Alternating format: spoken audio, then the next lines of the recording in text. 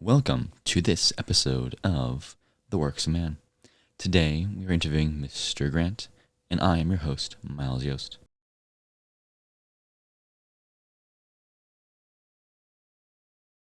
Start at the very beginning. You said that your family moved from Bellevue, right? Yeah, when I was about first grade, Bellevue to Walla Walla. Yeah. So, why did your family move from Bellevue to Walla Walla? My family's originally from Walla Walla. My dad's side of the family has been in Walla Walla area since 1859. My great-great-grandfather started on foot from Missouri all the way to, long story short, Walla Walla area. There's an area called Prescott that's just outside, and he homesteaded a farm there in the 1850s, even before the Homestead Act.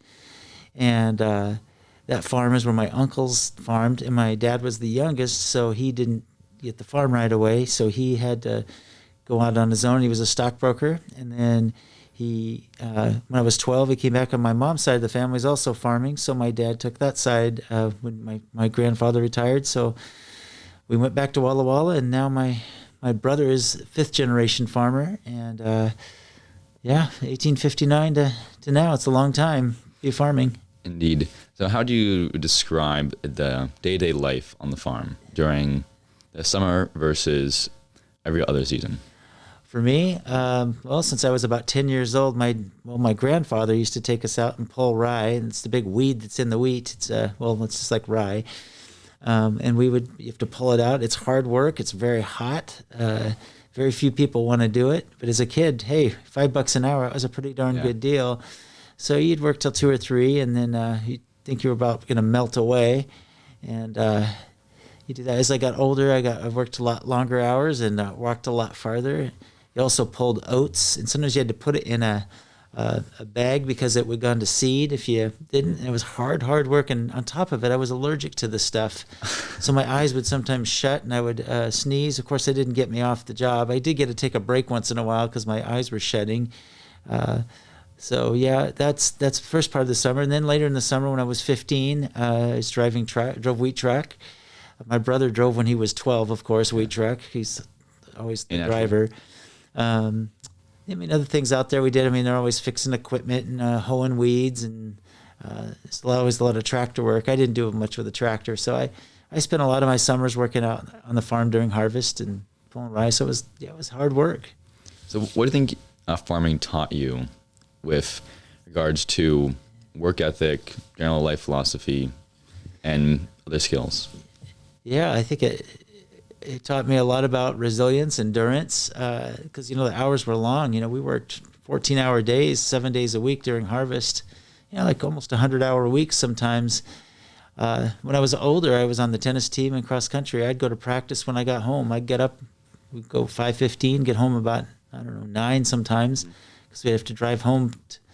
And then I would play tennis or go running 5 miles afterwards to keep trying to stay in shape. So I think there was a lot to do with endurance and resilience. And I was a runner, and I think a lot of the sports I do, the reason I was good at it is because I could outlast people. I didn't have much skill at anything, but except I could last longer than most people. So I think that's what farming helped me do. Would you say that most people in your high school also had your similar endurance, or were you more of an outlier? There weren't. I went to Walla Walla High School, so it was like a big high school like this. So probably some families were farmers, but most of them were not. There were some, but yeah. So there were a few that worked out on farms and things like that, and some people did pea harvest. I didn't do pea harvest, but yeah, I think there was some out there. We had good teams, and we have a lot of migrant workers that went to school there, and there was a lot of tough guys there too. And a lot of times my brother will hire migrant workers out in the farm, a lot of them.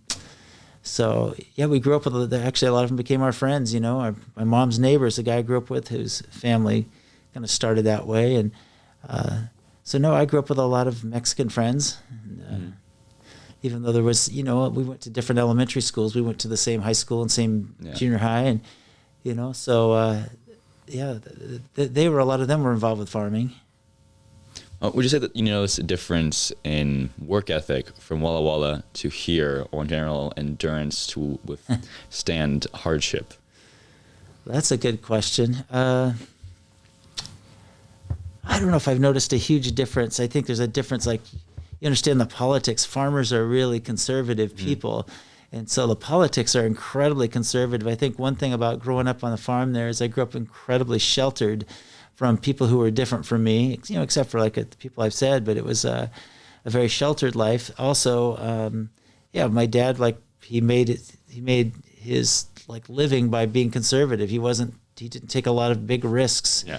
And I think farmers by nature are pretty conservative. And I think over here, the politics are quite different. People take a lot more risks over here. They're, for better or for worse, I think a lot more progressive, trying the new thing. And I think a lot of times farmers are spending a ton of money on equipment, and they want to make sure the equipment's going to work. They might not buy the new fancy combine. New combine now costs $500,000, so you better be prepared to figure out a way to pay for it.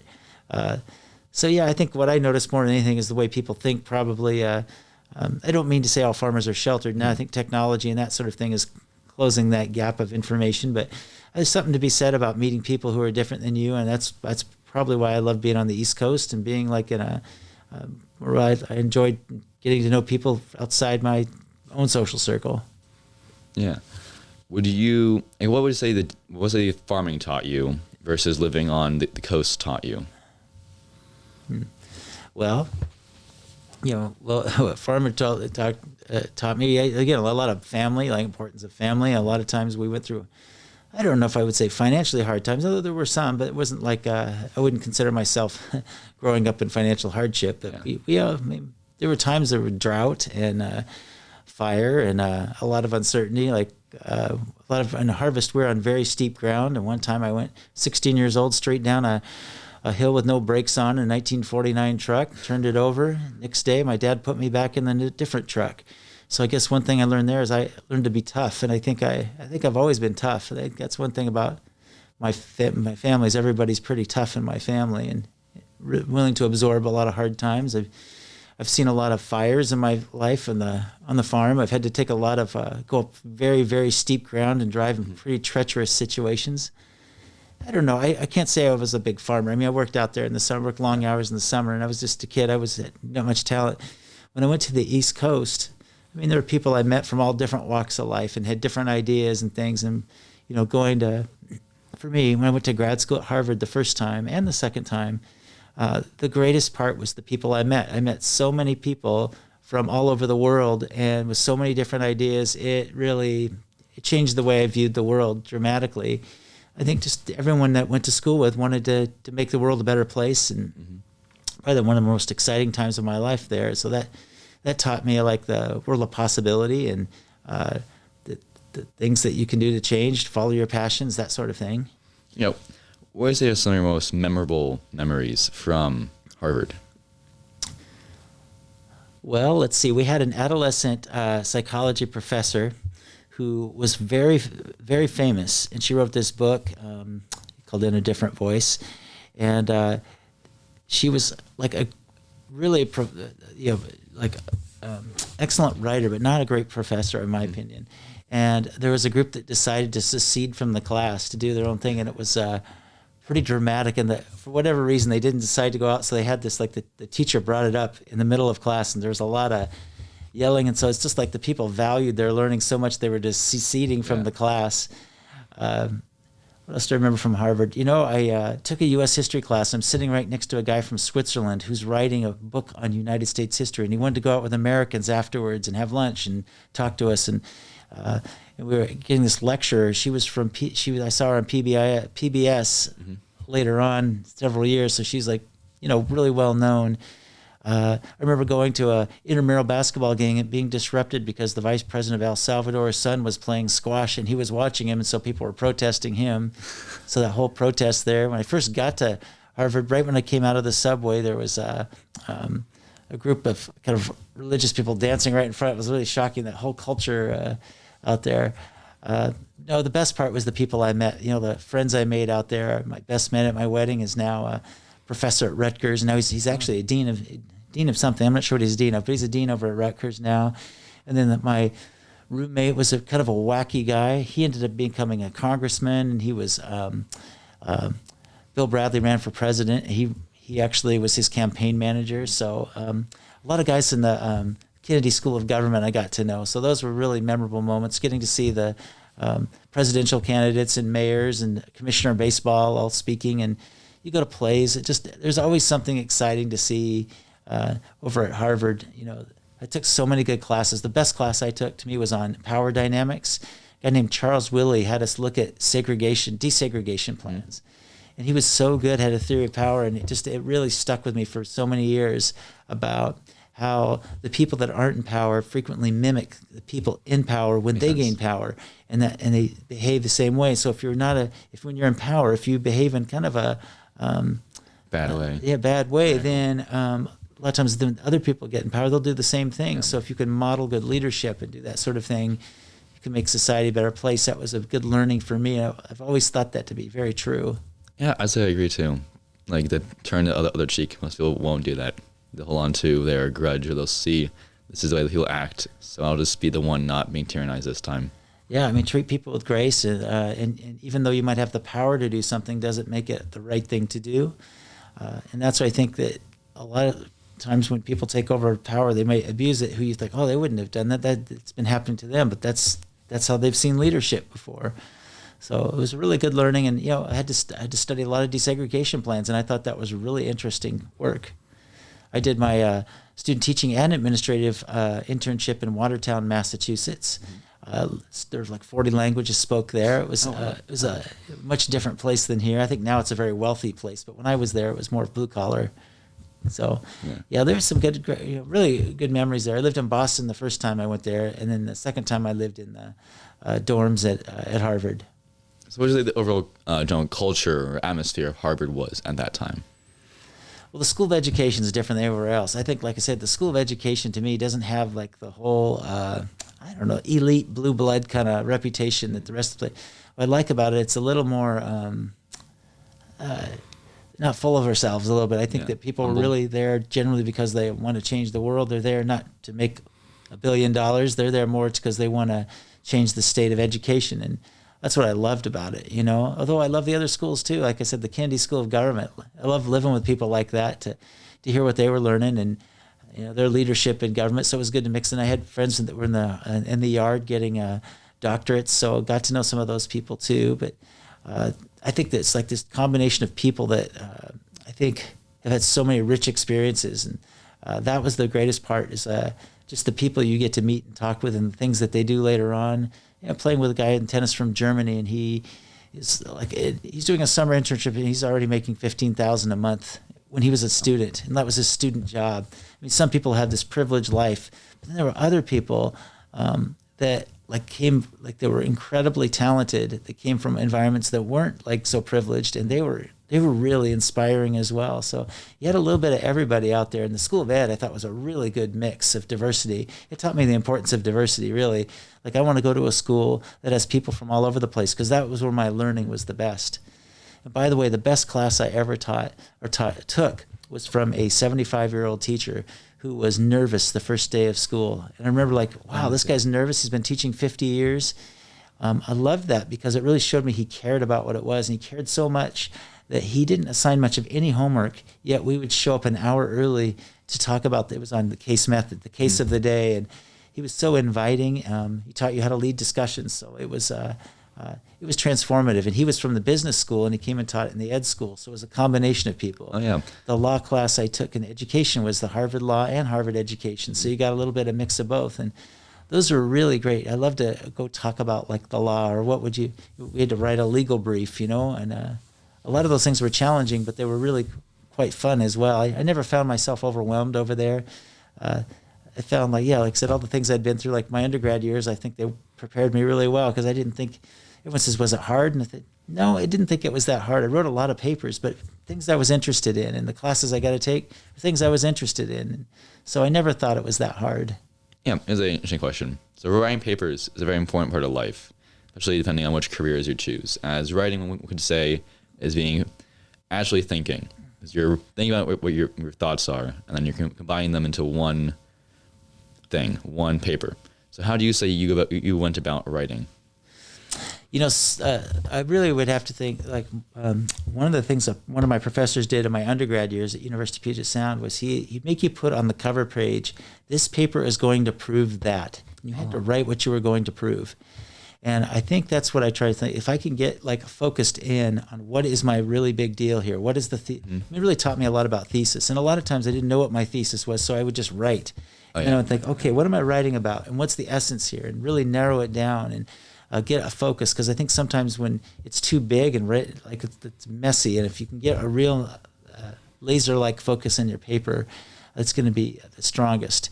And then I think about like the rules of evidence. So like, what's some really strong evidence, convincing evidence, and what's something I could make a good analysis from, that relates. And everything I want to go back to that main point. This paper is going to prove that. I'm always thinking, like, what am I trying to prove here? And I want the reader to know that this evidence I'm bringing up proves this point. So that's the way I go about a paper now. Yeah. So sometimes if I have a thesis, I got it down there and I can write down. Sometimes if I don't, I'll just write and then start over again and again. Mm-hmm. So I think there's a lot to be said about rewriting, and because a lot of times you don't quite know what your thesis is until you really dive into it for a while. So you mentioned previously that your friend, he became the dean, another friend, he became a congressman, another one, or maybe the same person, he was the campaign manager of a presidential candidate. How do you describe the friends that you made in Harvard and high school and then in your early life? Yeah, Harvard I made. So actually, I met my wife at Harvard, and actually, she went the year after I went. So we didn't actually go at the same time. Mm-hmm. We had the same friends. She's from Hawaii, and I went back and saw. I was still back in teaching, and we met then, and we kept in touch. And then we never lived in the same state till we were practically married. So it was kind of a usual. But I think we had very similar friends. I met some of her new friends from Harvard. So. One of my wife's best friends we're still in touch with. She was in our wedding as well. She's a national speaker on autism and special education. She's an incredibly fun person. We went to Memphis with her last year, and she and her husband, and I just had a great time. College friends. A lot of my college friends are more athletes because I was really into tennis and running, and I still play tennis with my teammate from college. We were in the 1980s together. We still play together. It's been 30 some years now we've been playing together, so it's a long time. In high school, I haven't held on to a ton of friends, although if I see them, I still enjoy talking to them. Things like social media, you see what they're doing. I'm always curious to see what they're doing. I haven't held on to a lot of high school friends over the years. What characteristics do you think that they possessed in high school and in college? Would you say that the characteristics your friends possessed changed throughout this transition? What would I say about my friends? I think a lot. Have common interests. Obviously, I think, like with my wife, I think we have very similar set of values, and I think we're both very believe in education, but we also believe in kind of a progressive kind of education where people are expected to think and to use their education to do good, to change the world for a better place. I think it's important. I think. We both believe that things like when you teach things like social studies, you're doing it purposefully so people can see things like injustice or leadership or different examples of how you can lead or how not, or non-examples, how not to lead. I have other friends that, have interest like in sports and that are current events. I love politics, so I love to talk politics with people, and I'm very fascinated by the whole thing. I'm also interested in business, and my wife isn't so interested in that stuff as much, but I think we have a common set of core values, really. So how was it you met your wife? You said that you have a similar friend group at Harvard. Yeah, well, we went back and visited my friends, and there are two people I mentioned to you before. We went and we're watching the NCAA's basketball, and she came over and kind of fooled me like she actually liked basketball. She doesn't. But we met there, and we just kept in touch over the time. Then we came kind of visited each other. She stayed another year at Harvard and got her teaching degree there, but she had gotten her master's in multicultural ed, and she's now working as an equity director at the Puget Sound Education Service District. Teaches a lot of stuff on equity and kind of hot topic stuff now. She's been doing that her whole career. So let's see, we met there, and eventually I went to meet her family in Hawaii, which again, she's got a lot of Asian cousins that, again, which was for me, was brand new. The food they ate, the customs they had. God, loved it, man. I learned so many things. I loved going to Hawaii. Went there several times. I had so much fun there, just meeting a lot of new people there. What else? I don't know. I think she met my family too in Walla Walla, and I think it took her forever to get used to all the rain over here in Washington State. But she's found her way. Did you ever complain about the clouds? Because I was going running one summer, and we were running, and some lady from Hawaii, she said that it's so cloudy in Washington, but there was like 2 clouds in the sky. It was really, really hilarious. Yes, I think took her a long time to get used to. Well, she went from Hawaii to Northwestern. That was where she went to undergrad. And Chicago, is freezing cold. So I think she froze for 4 years. Then she went to Harvard, which also was freezing cold, probably not as cold as Chicago, but still cold. And then she came here, so at least it wasn't as cold, but it was like overcast. I think that overcast is kind of depressing for people who aren't used to it. So it took a little while for her to figure that out. So how would you say that you guys view life? Like, what's your wife's perspective versus your perspective? I think family's really important. I think culture is really important. I think social justice is really important to us. That there's so many injustices in life. I think all of us should be working towards making the world a better place. Yeah. I think we have that in common. I think she teaches purposely. I know my wife is not doing it for the salary mainly. Yeah. That's very secondary for her. She'd much rather have extra staff to help her get done what she wants to get done. Mm-hmm. She's very committed to getting more teachers of color teaching in schools because she knows that's it's going to help provide a lot of role modeling and empathy and understanding for people who are there.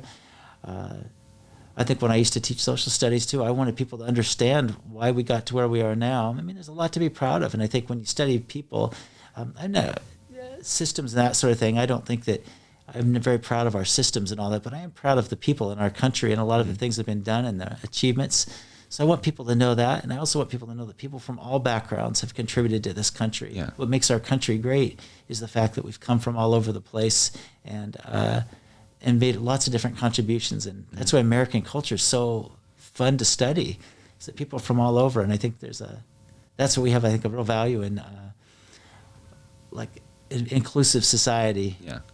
And right now there's a lot of unjust things happening, especially people with income and people that might have 2 incomes, yet they're still can't feed their family. And so I think there's a lot of work to be done and easy to ignore, but it's important to continue to push forward.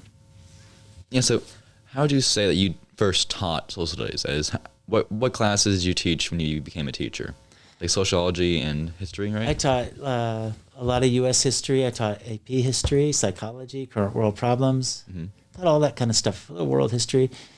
I wanted to promote cognitive dissonance, and what I mean by that is I really wanted kids to think differently than they thought before. Yeah. Now, I didn't want to plant ideas in their head. Matter of fact, I love having people with different ideas, allowing them to challenge things. And it's really, you want them to get them to think more than anything else.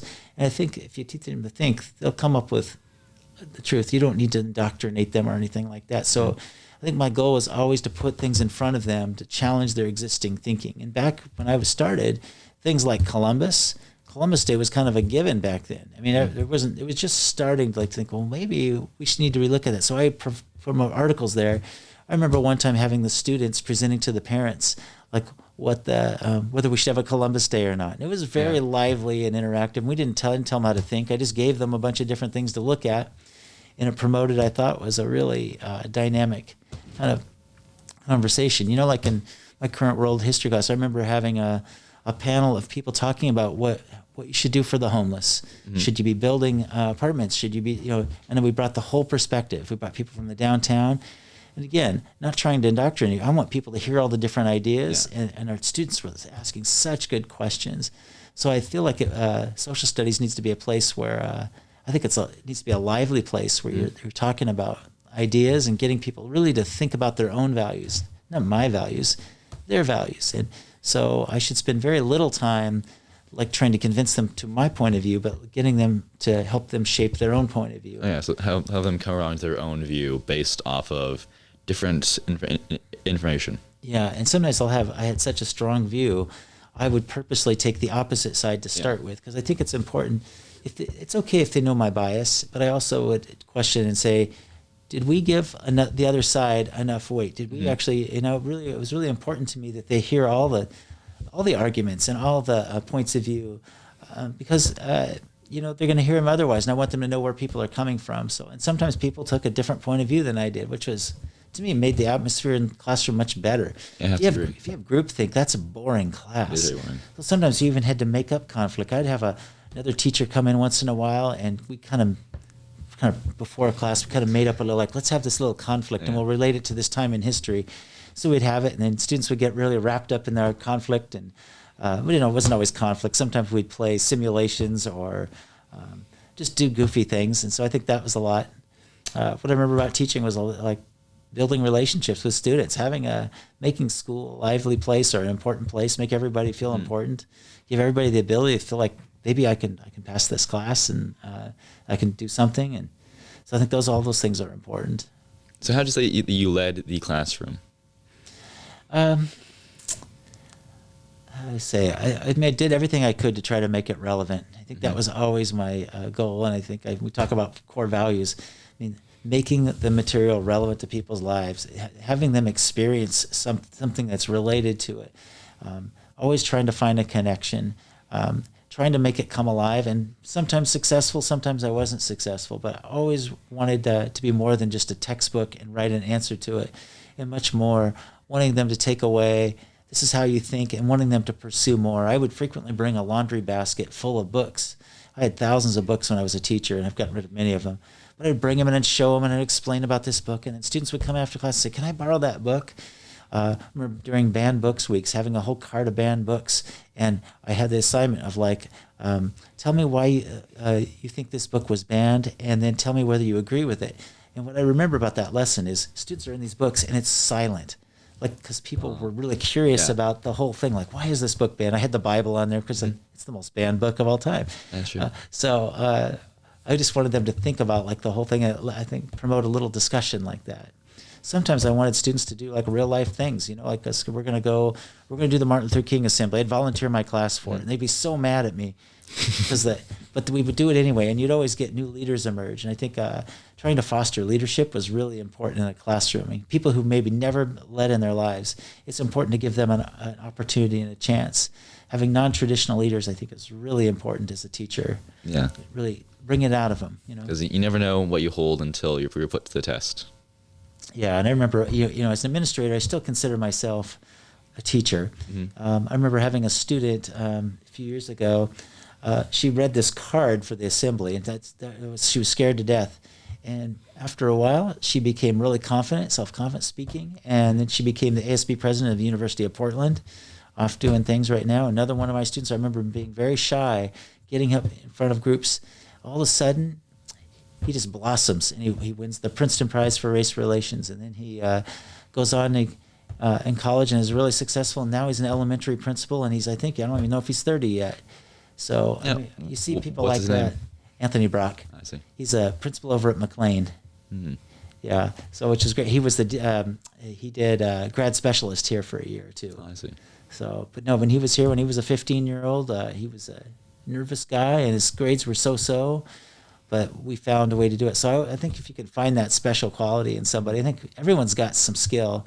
A lot of times you just have to dig deep. And one person told me, I think any student can be engaged. And I think that's true. Yeah, that's true. Sometimes it just takes a lot more, and maybe you don't have the resources to get that student engaged. But I believe every student can be engaged.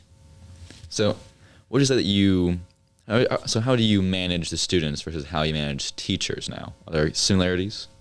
As a principal, I think I try my best to be to create leadership around the building and to have I don't have to be in charge of everything. A lot of times some people can do things much better, like, for example, technology.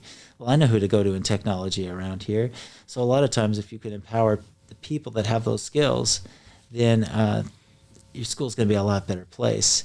And I think it's important to have kind of distributive leadership, which really means that you've got different places. And if I left the building, the place isn't going to fall apart. And that's what I feel proud of. If I left, I think we would do just fine. That's always good. It's not dependent on me. And I think actually, I don't mean to brag too much, but I think that's a sign of better leadership than like someone who leaves and the place falls apart. I do have to agree quite a lot. Yeah. So I'm trying to do that. I'm not always successful at that. And I think the same thing is true with students. Is like, you want students to be in charge. You want students to have a voice, and always seeking ways for students to have a voice in the school. I think a lot of times students don't feel like they have a voice. So I feel like I've been mixed success in all these things, but I'm always striving for that.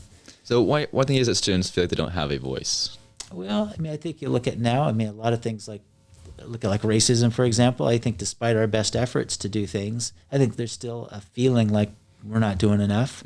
I think sometimes you give students a voice, but some leadership, but there's a lot of bureaucracy they have to go through to do it, and they get frustrated and like throw their hands up and go, I don't want to go through all this bureaucracy. That's kind of a good weeding test. If you don't care enough to work through the hardships, then you're probably the right person to do it. You want someone very dedicated to their area to make changes, I feel like. Yeah, and I think my job is to try to help them clear out that bureaucracy as much as they can. And sometimes I'm successful, sometimes not. I think the coronavirus has created kind of a little stifling of student voice, and we've got to rebuild some of these, like the clubs and some of the teaching we've done, because students are a lot quieter than they were before. I see a lot more students eating lunch by themselves. I mean, I think there's just a lot of community building that needs to occur. There's been a little breakdown of trust. I see there's a little more cynicism towards administration than there was before we started, and I feel like we've got to rebuild those relationships. It's not my fault necessarily, but it's my responsibility to do it. And so I see there's just a lot of work to be done, and as successful as I feel like we've got a long ways to go to make all people feel like this is like a great school for them. So how did the general atmosphere at this school change before COVID versus after, or where we are currently?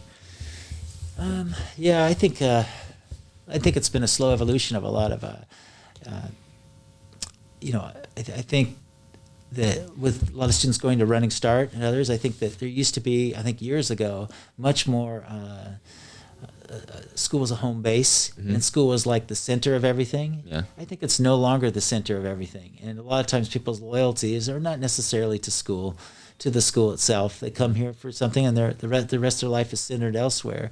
And I think that's been happening, but it took a much more dramatic shift from coronavirus. A lot of people felt like, well, I don't need school, and there's a lot of people that never returned. And so we're trying to figure out ways for them to come back. And I think now they say, I don't need school. Maybe they didn't want it anymore, or maybe there's like these mental health barriers. So I think there's a lot of maybe kind of a separation from school that's been occurring, and I think it had been occurring before, but it's happening more now. It's sped up. Yeah, and I think a lot of times now, like with things like Running Start and those programs, a lot of them are really good, but you see a lot of your leadership leaves the building. Oh yeah, and that makes it hard, to get like an experience that's a shared experience of them all. And especially we've been out for 2 years now. A lot of people don't know the traditions and norms, and I think it's amazing how some of the things that we used to do we take for granted. Like, oh, people all know this, right? Well, no, they don't. Can you give an example? I don't know. I think like even simple things like the assembly, like things we used to do, like, oh, they don't do it. Like behaviors like in the lunchroom, like at the beginning of the year, like, whoa, what are these people doing in the bathrooms? And what are they, just a lot of horseplay. It seemed like there were like, some of the younger ones seemed like they were even 2 years younger than they are now. But let's see, I'm just trying to think of what traditions have we done. There seems to be less interest in some of the things that we used to do. I'm trying to think what that would be. The songs? Yeah, I think just like participation in things like assemblies or days or those kind of things are a little different. In the classroom, you walk in the classroom and go, people are a little more passive than they were before. Yeah, I think usually the classroom is very vibrant. And I think I'm seeing that coming back now a little bit. That's good. I really feel like we're getting back to where we were, but I feel like when we started, it was kind of kind of cold, frosty place at times. Like a lot of people kind of wanted to be independent. Like the whole reliance on the phone, you know. I just think a lot of people are much more independent and separated than they used to be. Analyzed. Yeah, I'm trying to think of what traditions that, you know, I have to think about that, I guess. So here's an interesting topic, homeroom. What would your best scenario for homeroom be? Like, what do you want homeroom to teach people? What do you want them to get out of it? Yeah, I think the whole goal is to build relationships, I think. And I think build relationships between students, build relationships between students and teachers and the staff, feel more of a connection somehow. I think that's kind of what we want to have happen. Yeah, and I think a lot of times I talk about that disconnection from schools. How do we get people to reconnect if they feel like they're part of something? I think they can do a lot better. And a lot of people say, well, just do it for the people who want to do it. Well, a lot of people who need it the most are the people that may resist it the most. Because think about, like, what are the things you're not good at? If you're not good at it, you're probably going to avoid it. Yeah. And I think a lot of people who don't want to, like, push themselves and be social, I think are going to resist. And I think it's important that we learn how to communicate with each other. And I think basic things, like for people's social emotional health, they are also important in homeroom. Like, how do you deal with anxiety? How can you be more an empathetic person? I think there's some universal values we can all get behind that we can talk about. But I think the main thing is, how do we build community? I think that's the whole thing. And so far, I think we've been probably not so successful. I think we've given it a shot. I think we need to go back and try again. And we're not there at the moment. But that doesn't mean we can't get there. So you mentioned universal values. What would you say that the universal values of the school is, and then what values should we as a nation try to stand on? Well, we talk about our mission to me is like, I've always believed in it: personal excellence, responsible citizenship. And I think that you got to believe that in a comprehensive school like this, that everybody's good at something, and our job is to find something that's good at. And I think that's true with our country too. Is like everybody has a space here they can contribute, and we need to do it. Responsible citizenship.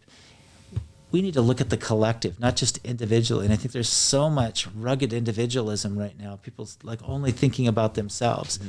I think we need to teach people they're part of a community and like to support the community. And what can I do for the good of the whole is to me like a universal value. And I think kind of underneath there a lot is empathy. Really important that sometimes people don't understand where someone is coming from. And so we need to make sure that people have experiences where they can understand people from different backgrounds. Mm-hmm. If we have an open campus and people are allowed to leave with their friends, they're never going to interact with people who are different than them. That's true. So people say, why do you like a closed campus? Well, I like it because it gives an opportunity. We get a little bit of everybody in our community right here. If I believe in community, I'm going to try to keep the community together. And that's what I think we need to do more as a nation, is we've got to keep our community strong and make everybody feel like they're part of a community. So that's kind of some basics. So you mentioned many, many books, thousands of books. What would be the most important books to you? Like, what have taught you the most? Which ones stand out throughout your teaching and principal career? Wow, that's a hard one. I read Stride Toward Freedom by Martin Luther King. I never thought he was much of I thought, well, he's a speaker. He's certainly not a good writer. But I read that book. I couldn't put it down. It was such a powerful book on leadership to me. So I remember sitting with that book. I remember bought a book for 10 cents called Up the Down Staircase about teaching. I remember like sitting in my bedroom in Walla Walla reading it, and really I was transfixed by it.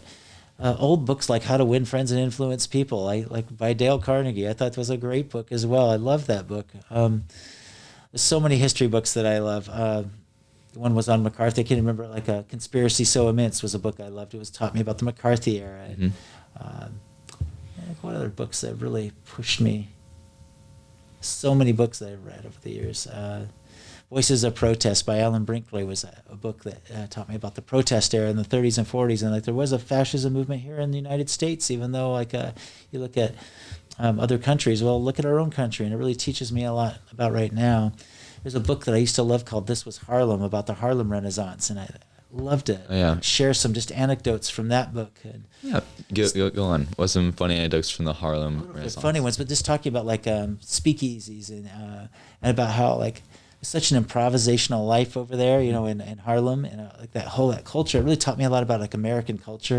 And again, going back to like when you study the people, to me that's where you get proud. Like all these things that, like these incredible like breakthroughs in music and inventions and things, were all like because of the different people we've had in our country. And that book to me is great. Like that's Americana right there. Right, this was Harlem. Kind of. How did that culture create these people who had adversity? How did they deal with it? And there's a very rich, vibrant arts community. So, yeah. How do you describe Harlem now? Well, I think I'm not sure if I'm that familiar with it. My understanding is it's starting to get a little gentrified. I'm not sure if I really know enough about Harlem right now. I look at things though but like Harlem is representative of things like jazz and like being uniquely American, and I think I love that kind of stuff. And I look at like New Orleans. I've been there with some students a few times, and how like there's a real culture, American culture, that's been created because of the people who are there. That whole Creole culture, the food over there, and the music, all of that's a result of the people who live there. Like you got French and Canadian who've come down, and just that mix of cultures has created so many great things in our country. So let's go back to your first year of teaching. How do you say that year has taught you and influenced the rest of your teaching career, your principal career? Well, my first year teaching was the hardest I ever worked in my entire life. I probably worked 16-hour days there because every day I thought was important. And I don't know if I could have sustained it, but one thing I used to do that I don't do as well anymore, I used to take risks a lot more than I do now. I used to try like just off the wall things, just to think I would really go to great lengths to, how do I make that first 5 minutes exciting? And how do I, it's really, every day was an important lesson. And I feel like, a lot of people say that new teachers are not strong teachers. I think, gosh, some of my best days were my first days on the job because I didn't know her. And there's this thing about like having a beginner's mindset. People use that term now. And I think there's a lot of truth to it. Like when you don't know any better, sometimes you just go out and try something that's not been done before. And I think that's got a more exciting atmosphere. That's why sometimes young teachers are really important to a school. And I find like our student teachers here sometimes push us. Because I remember my first days, also I was willing to do anything. I was an advisor to the senior class. I coached the basketball team with all the students that got cut. I coached tennis. We did skits. We did, challenges with students back then. And, I wasn't married at the time, so I could work those kind of hours. And, but of course you burn out after. We can't do that every year, but it taught me a lot of things. Sometimes I've got to remember those things, that you got to be willing to take a calculated risk when you're a teacher and an educator. I think it's true in any profession. If you want to get ahead, you got to be willing to kind of go out there on a limb sometimes for the good of your organization. What limbs would you say that you've gone out on as a principal? Well, I think we've taken a lot of stands on things like racism or homophobia more than other people. I think that when I first came here, we were very traditional high school, and I think we've tried a lot of alternative things. I look at the farm as a great example. I mean, that is experiential ed, where students who maybe the traditional environment doesn't work, like it's like they might not be just visual learners. They're like people that like learn by doing, and they go out there and they can go make a difference. And what I love about that is there are students now that are leaders in this school who never would have been leaders without that program. And I think that's what a signature of ours. And I look at programs like AVID, where students who maybe never saw themselves as college going, all of a sudden given the resources and skills and support, are able to get into that level. So I think we've always had successful students walk through. But what we want to do is make a comprehensive high school where lots of students, or almost all the students, can go through. I mean, that's really what you gotta strive for. I think we've done a lot to get there, and I think we have a long ways to go. And where we need to go to is like we need to do a better job of making our special students in special ed feel like more included and involved and integrated into our regular program. I think a lot of our students maybe from low income backgrounds, I think we need to give them resources and support to be successful. So I think we have a long ways to go. I think we've done some good things.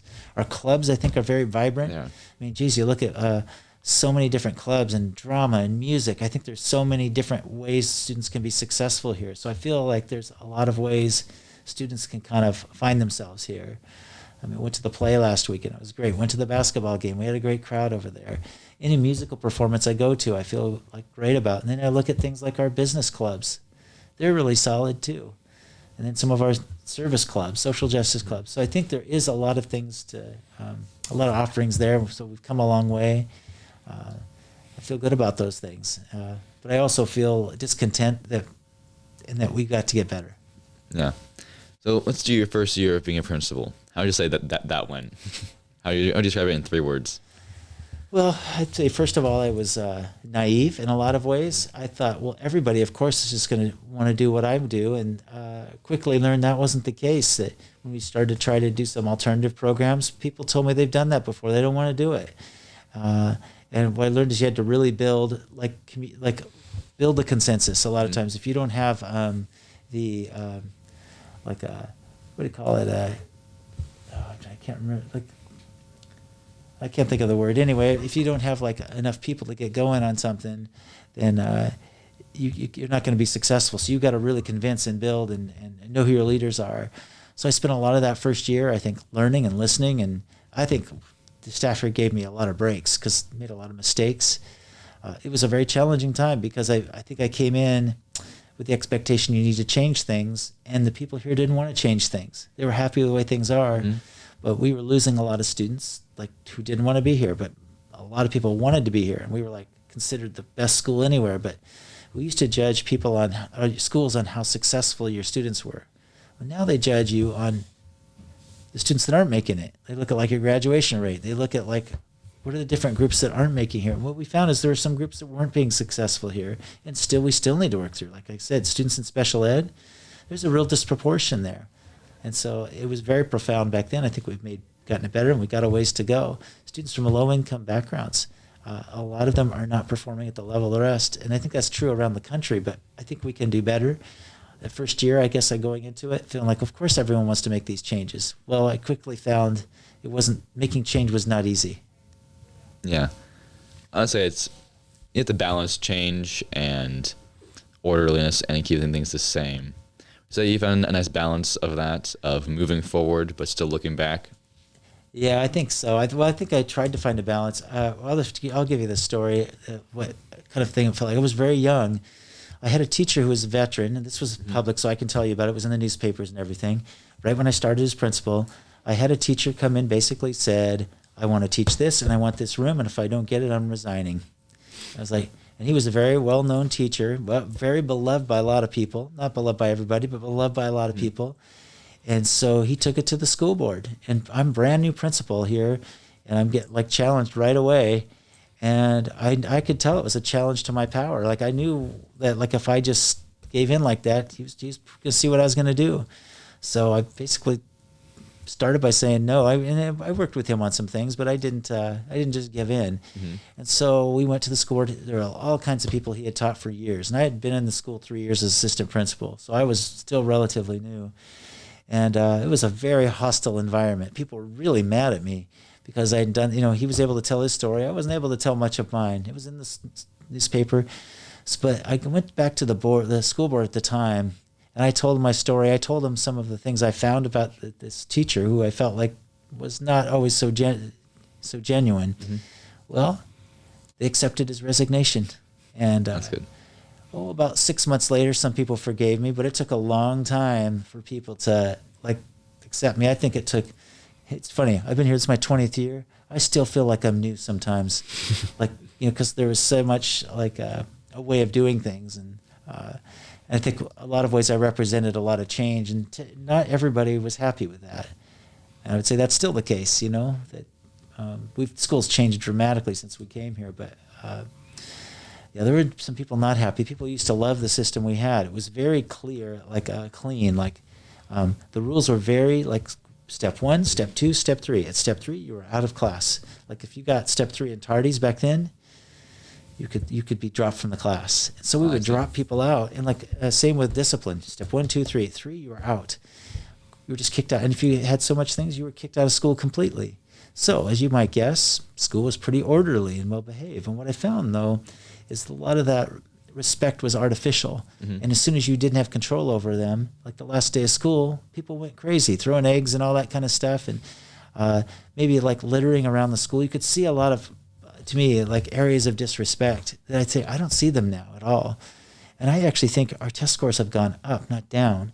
That's good. Even though we have all the people in school, we're not kicking people out like we used to. My first year as principal, we had 293 suspensions. We're like I don't know, we got down to 30. And I think my hope is this year we have less than that. Yeah. And I feel like doing things like restorative justice, I think make a huge difference in the climate. That we don't rule by force or by power. I think, again, I go back to that leadership thing, is if we lead and show people how to lead, that's how they'll lead.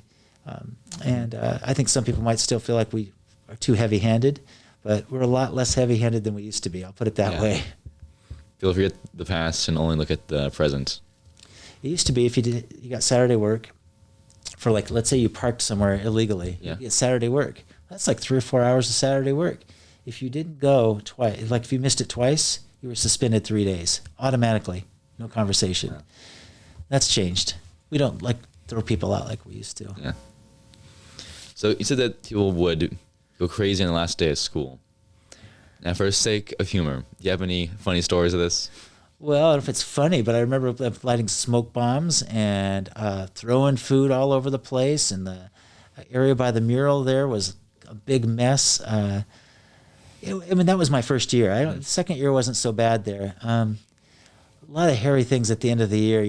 Also people always would try to camp out at the end of the year. And they thought, well, we have this tradition of a camp. There's no tradition of a camp out, but there had imagined there was one. I see. And one year a custodian, this was kind of later in my career, about 6 or 7 years in, but there was a group of about 6 people that slept outside there, and the custodian thought it was cute, just let them sleep there. Mm-hmm. Well, then the rumor was, well, at Olympia High, you can have a camp out, and no, they don't really care. So I came at 11 o'clock. There are hundreds of tents behind the stadium. Wow. And that grassy area that we used to be out of the buildings there, where our artificial turf is now, it was filled, and I could smell alcohol immediately. So I got the police there, and we shut it down. Oh my gosh, people were so mad at me because they thought, well, you guys allow this. Well, no, we never had allowed it. But it was very hard to shut down. So anytime someone says, can we camp out now? I immediately go, nope, we're not doing it. You taught that lesson. Oh my gosh. Well, we never did allow it, but somehow the word got out, and you could see cars just driving in one by one. There's like this giant party. I remember I thought it was going to be the end of me. And I remember going to like graduation, baccalaureate, not so popular. I remember there being a protest, like kind of by the murals over there. So yeah, a lot of those early years were really challenging. We had a $4 million budget deficit my second year, and it created a lot of tension with some faculty because we had never been through a budget cut before. We had to cut teachers, which was really hard. I see. Yeah. So how would you say you hire teachers? How do we hire teachers? Yeah. Well, the great news is a lot of times we get people from the departments, some community members, and we pick them. But I think over the years, I think what's evolved now to saying, like, I think it's a real danger of picking someone that's just like you. Mm-hmm. And so we have to recruit and think about what kind of person do our students need. And I'm really thinking differently about the kind of questions that we used to ask. And it's much less about just content, although that's important. Yeah. You want them to be competent. I don't know any teacher in our building that's not competent. But I think it's that relationship to people, commitment to the values that we've been talking about. I mean, a lot of times we'll ask about maybe how their identity impacts how they teach other people. I want to see if they understand the whole equity issue. Mm-hmm. And I want them to really think, do they believe in some of these things? Because right now it's not an easy time to lead with like racial equity and those kind of things. So we're going to ask those kind of questions. I think a lot of times we're going to ask maybe how they might solve some problems like in their classroom. Mm-hmm. I'm always looking for someone with great energy and enthusiasm. Really important to look for me is someone who wants to be uniquely at Olympia High. Yeah. What I see too often is, I want to work at your school because I live just down the street. That's a bad answer to me. I don't like that answer. I want someone who wants to be here because of what we're doing, not because they live close by. I want loyal people, but I want loyal to the students, and people who want to have their families go through here. Who's the best hire, one of the most notable teachers you've met? They really embodied what you want in a teacher. There's so many right now. I mean, I think, I don't even know where to start with that one. I mean, I feel very proud of a lot of people we've hired. I can just open the master schedule. Let me just look through here. Let's pick a random department. Let's see. Because I don't want people... I start with alternative. I look at I remember when we hired Anna Talavera, we recruited her because she could teach ethnic studies. We had to go find her in the spring. And she teaches differently than anyone else. I look at Blue Pete's right next. He was the farm program. Again, no one's got a way to connect with students like he can do it. And he knows how to teach experiential. Rather than teaching people like about like science in a lab, he's out there showing them fertilizer, how to mix fertilizer and how it impacts. Go to other departments like Katie Johnner, who's like during COVID, like sent art kits home because she's so passionate about teaching art. Look at our music people, like how like dedicated they are to music. Like Dan Schwartz just won the choir thing. I didn't hire him, but I'm glad to keep him on our campus. There's so many people I look at. I look at like our English department, so strong. Look at Mrs. Lang, who's like just a model avid teacher and just the kind of teacher that like has a passion for like supporting her students and also makes the stuff come alive. Miss Gilman, who does so many things like in teaching and outside. She does the literary magazine, and Louder Than a Bomb, and Open Mic, promotes an atmosphere exactly what we want. There's so many people in math, like Miss Meany, who does computer science and got like an award for like promoting females in computer science. And there was a time when like 90% of our people in those classes were male. Now it's much more even, and I think it's just maybe a way of teaching. But she's great. There's so many people I can look in here. Craig Baker, who does a lot of experiential things, and we got him, I don't know, about a half dozen years ago, and he does a lot of exciting things in the classroom as well. There's some examples. So let's go back to your early life. So you mentioned previously that you did lots of sports. We'll say you have many mentors in your early life. Yeah, I think I don't know if I mentioned you before, but I had a coach when I was in 6th grade who taught tennis for free, and of course back then that was what I was looking for because I couldn't afford country club tennis lessons, and the country club had all like kind of like guys that were the established tennis players, and I was so you had to call this guy though to go free. You couldn't have your parents do it. So I talked to him and I said, I'd love to have lessons, and he said, well, will you mow my yard? And I said, sure, no problem. And he said, great, I'll see you at 6 a.m. like sometime in June. And for several years I worked with that coach. And he pushed me hard. Talk about working hard. He'd throw me buckets of balls where I had to run and run. And I'm still like, even at my age now, people tell me you're going too hard. And I've injured myself several times, but I think it's largely because I always if it's a foot out, you still chase it down. And he really taught me not just about tennis, but that's the way you approach everything. You have to go at it super hard and determination can actually make the biggest difference sometimes. And he taught me determination more than anybody else.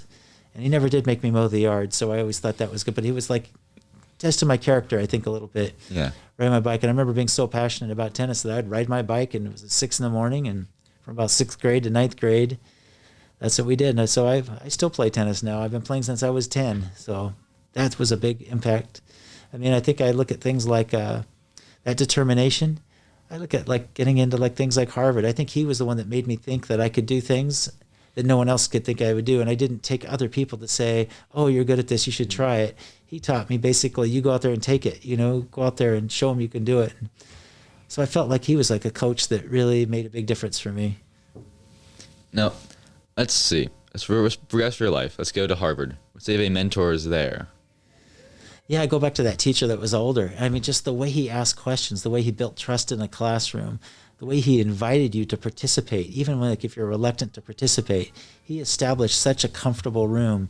To me, he was a great role model. Charles Willey, the guy I mentioned to about the desegregation plans.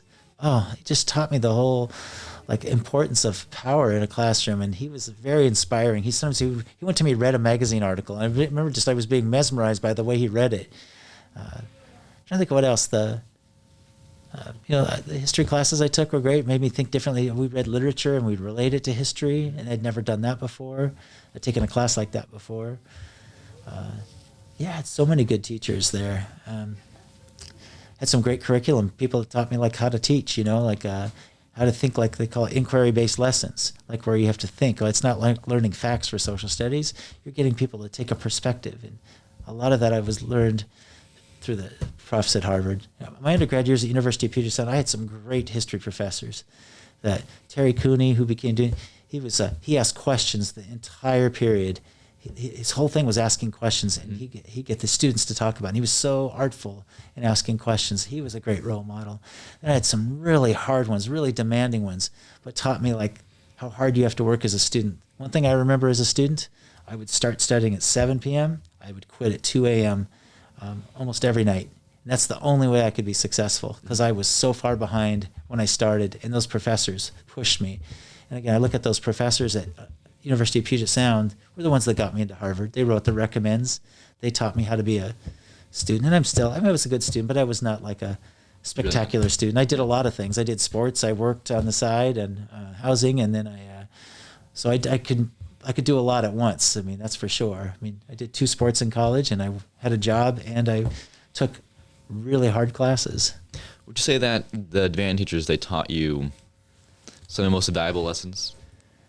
Some of the most valuable lessons they taught me? Yeah. I mean, I thought they, again, I was a terrible writer. And I remember like one time, like putting my head like on the table, almost banging my head on the table. It was 2 a.m. and I didn't have a thesis statement yet. But I stayed up. It was the first time I'd stayed up all night. And none of this stuff is not very healthy. I know like a lot of students do it now. I was probably a precursor to it. But I worked hard. They taught me the power of hard work and like how to push myself and how to think. Like even like things like how to read a book in an hour. Like I didn't have a chance to read a book, but like I said, I have 1 hour to read this book. And they kind of taught me how to like read through it. And sometimes I could participate in a discussion, even though I had only spent 1 hour in that book, that I'm going to get as much out of this book as I can get in an hour. And I learned how to kind of take some shortcuts. They taught me a lot of that stuff. Be present in the classroom and be willing to participate, be willing to challenge. I had a great political science professor that kind of taught me to challenge the status quo. And I remember having to debate this person in class. It was split. He was like this great mind, and but I remember like being willing to challenge him. He was very liberal, and I think he thought I was going to attack him on the conservative side. So I surprised him on the other side. I said he wasn't liberal enough. I still remember that, catching him by surprise. And the professor, I think, appreciated that, like, because I think he knew I was playing a role there. Mm-hmm. So I had lots of good professors that got me out of my comfort zone. So you say that you rose to the adversity that was placed in front of you, and that through it you found yourself? Yeah, I think it did. I mean, a lot of things like almost broke me, like tennis when I was at University of Puget Sound. My first year I broke my finger the day before practice started, and the coach, I heard him telling like some players that he didn't think that he thought I was faking it. Anybody who knows me knows I don't fake that kind of stuff. I had a broken index finger. And so by the end of the year, he made me challenge all the way from the bottom to make the team. I had to win like 7 matches. There's a lot longer story than that, but the bottom line is he went away the next year. I got a new coach who had faith in me. I played number 3 my first year, and number 2 my second year of that coach. And so a lot of it's belief. In the cross country, same thing. I remember burying my head in embarrassment because I didn't think I belonged in a college cross country team. Even though I made state twice in high school, I still felt like, I'm misplaced here. I came to the meeting, but by my junior year, I was the top runner on that team. And I think a lot of it had to do with people who had faith in me, and I think that whole confidence is like so huge. And that's what I'm grateful for, is the people who actually believed in me or gave me a chance, because I think there's a lot of people that aren't given chances. Yeah. I think I'm running about out of time, probably. Well, let's wrap it up with one last question. What do you think